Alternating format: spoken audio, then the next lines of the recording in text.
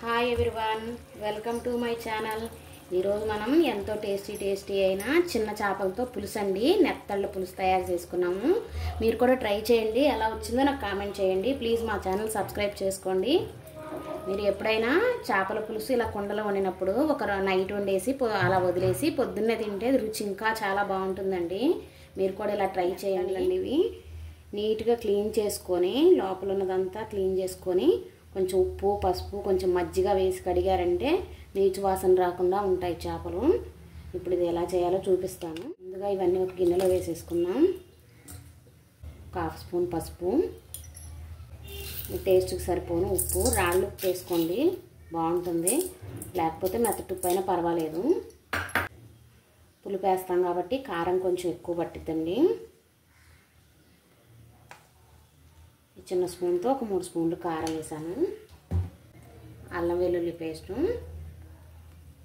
ఒక 2 స్పూన్లు వేసుకున్నాను. ఇప్పుడు ఈ మసాలాలు ఉప్పు కారం అంతా ఇలా చేపలకు పట్టేలాగా కలుపుకోవాలి.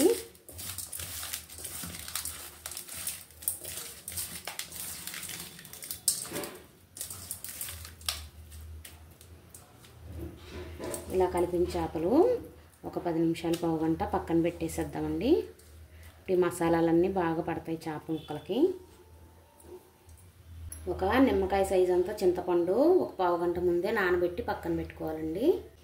ఉల్లిపాయలు సన్నగా ఒక 2 ఉల్లిపాయలు సన్న కట్ చేసుకోవాలండి. పచ్చిమిర్చి ఒక 2, టమాటా 1, కొంచెం కొత్తిమీర కరివేపాకు రెడీ చేసి పక్కన పెట్టుకుందాం. ఇప్పుడు కుండలో చేసుకుందామండి, రుచి ఇంకా బాగుంటుంది. కొంచెం ఆయిల్ వేసుకుందాం. ఆయిల్ హీట్ అయిందండి. ఇప్పుడు ఉల్లిపాయలు పచ్చిమిర్చి వేసుకుందాం.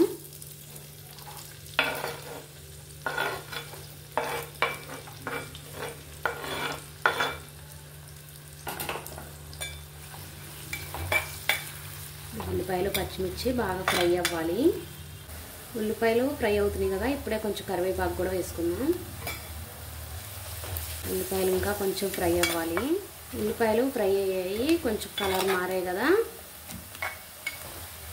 ఇప్పుడు ఒక టమాటా వేసుకుందాం. ఇప్పుడు ఈ టమాటా ముక్కలు కూడా మెత్తగా మగ్గిపోవాలి. టమాటాలు కూడా ఉడికిపోయినాయి. ఇప్పుడు కొంచెం అల్లం వెల్లుల్లి పేస్ట్ వేసుకుందాం. ఆల్రెడీ మనం చేపల్లో వేసామండి అల్లం వెల్లుల్లి పేస్ట్. కొంచెం వేసుకొని వేయించుకున్నాం పచ్చివాసన పోయేలాగా. అల్లం వెల్లుల్లి పేస్ట్ కూడా పచ్చివాసన పోయింది. ఇప్పుడు మనం మసాలాలు ఉప్పు పసుపు కారం అన్నీ పట్టించుకున్నాం కదా, ఇప్పుడు ఈ చేప ముక్కలు వేసేద్దాం.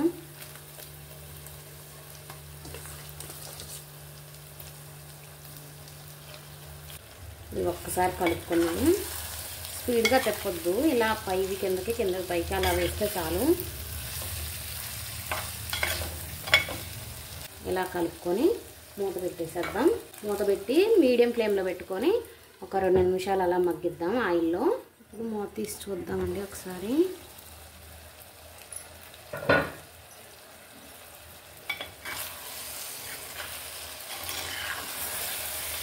కొంచెం మగ్గాయి.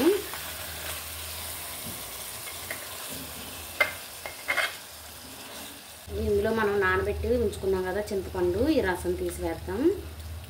ఈ పులుపుకి తగ్గట్టుగా రసం వేసుకోండి.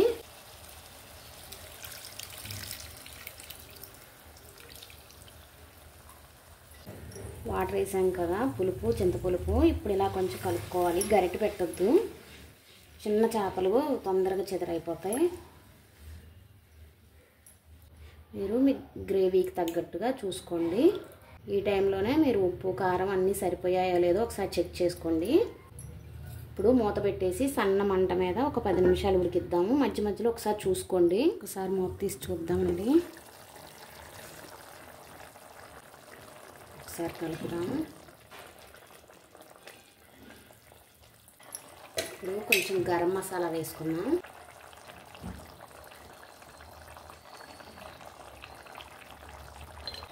గరం మసాలా కూడా అంతా కలిసేలాగా ఒకసారి కలుపుకుందాం.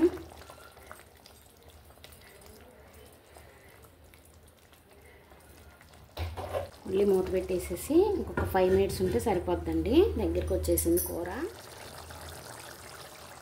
నూనె అంతా పైకి తేలింది, కూర ముక్కలు కూడా బాగా ఉడికిపోయాయి. ఇప్పుడు కొత్తిమీర వేసేసుకుందాం. మీరు చేపల కూర వండినప్పుడు మెంతి పొడి అండి కొంచెం ఒక పావు స్పూన్ కన్నా కూడా తక్కువ కొంచెం వేసుకుంటే దింపే ముందు కూర ఇంకా రుచిగా ఉంటుంది మెంతి పొడి వేయడం వల్ల చేపల పులుసులో.